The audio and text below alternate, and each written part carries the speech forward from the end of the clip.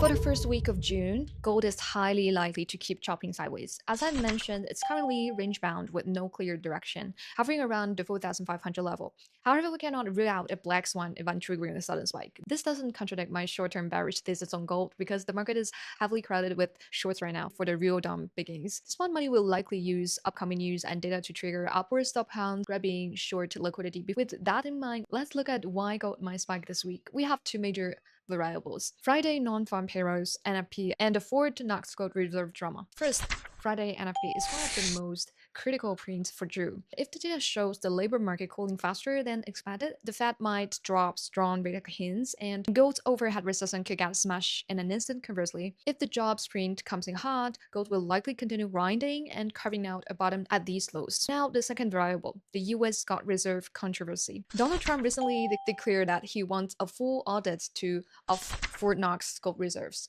the first in decades. This post instantly sent shockwaves through the global precious metals market. Catalyst behind this is wild. A high-ranking intelligence official allegedly used his position to hoard over 300 gold bars. This has Trump questioning whether there is actually any gold left in the US national vaults. After all, it's been over half a century since the US government last verified the integrity of these physical rivers. Whether the US actually hold the gold has now become a massive market variable. This isn't just a routine inventory check. It strikes at the very heart of US dollar credibility. Consider that global central banks have been hoarding physical gold at record speeds and aggressively repatriating their physical holdings from overseas vaults. At this critical juncture, if an audit reveals a deficit in US gold reserves or a tangle web of hypothecation that prevents physical delivery, it could trigger a massive run on gold. If foreign nations suddenly demand immediate physical delivery of their gold, it would completely blow up the leveraged paper gold derivative market that has held for decades. So keep a close eye on this drama and watch treasury yields, especially the 10-year and 30-year. If this triggers a gold trust crisis or if yield starts drifting lower ahead of Friday's NFP, it means money is front-running a rate cut and gold could see a massive short-term breakout. A quick note on silver. As of May 29th, world's largest silver ETF slashed its holdings by nearly 60 tons in a single day. That's a massive outflow. Capital is leaving silver relatively weak on the charts. Why do I keep bringing up? Because silver is often a leading indicator for gold.